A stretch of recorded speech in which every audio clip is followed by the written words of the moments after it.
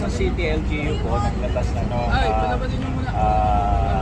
reply nila doon sa request ng permit for today na nakasaad doon na dinay po yung rally permit ngayong November 18.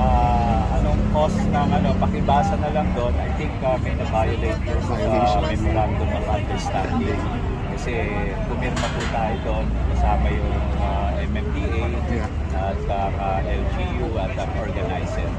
So yun lang po ang sinerve na ngayon ng LGU. So kakausapin natin yung organizer kung pwedeng mag-dismantle na sila ng stage para madaanan po ito kasi meron din community dito na patawag din. Lalo na pag gabi namin. May oras ba kayo, sir, na binigay sa mga organizer? Pagkarisin yan, nandyan pa naman yung CDM contingent natin. Pwede naman sila makiusap. Alam naman natin mahirap magtanggal ng mga tent. So, nag-start na rin pati yung LGU at yung PNP na magalis na rin ang mga barricade, yung steel barricade na nilagay dyan dito sa White Lane. Sir Silvio, I think they will be having a press con mamayang 1 PM. If they will push through dyan sa press con, anong pwedeng gawin? Anong gagawin ng PNP? May naka-monitor naman dyan. Kakausapin ng ground commander natin. Hindi ko mapapagbigyan na siguro. Basta pagkatapos. As soon as possible, dapat naka-dismantle na, sir. May timeline kayo, sir? Or oras ay ibibigay? Mahirap na mag-dismantle niyan eh. Buong araw. Hindi naman buong araw. Buong gabi? Hindi, mabilis lang. Mabilis lang?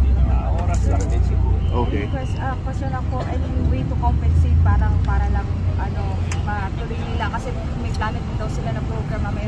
Alam mo, PPRT, medyo naman yan. Nandiyan naman yung siyempre, LGU naman ang isang nakapirma dyan. Titingnan natin kung anong magiging action ng LGU. Definitely, nakamonitor din yung lipos dito. Hindi pa rin sila umakyat. So to clarify po, hindi na po pwedeng mag-conduct talaga ng any activity po. Thank you, sir. Hindi nyo tinanong kung peaceful or peaceful naman, di ba? Wala naman na yun. Wala naman ang gugulo. For the past 2 days, lahat naka-duty rito, pati mga organizer. Peaceful naman, except meron lang minor incident yung nabagsakan na generally peaceful. Overall, 2 days,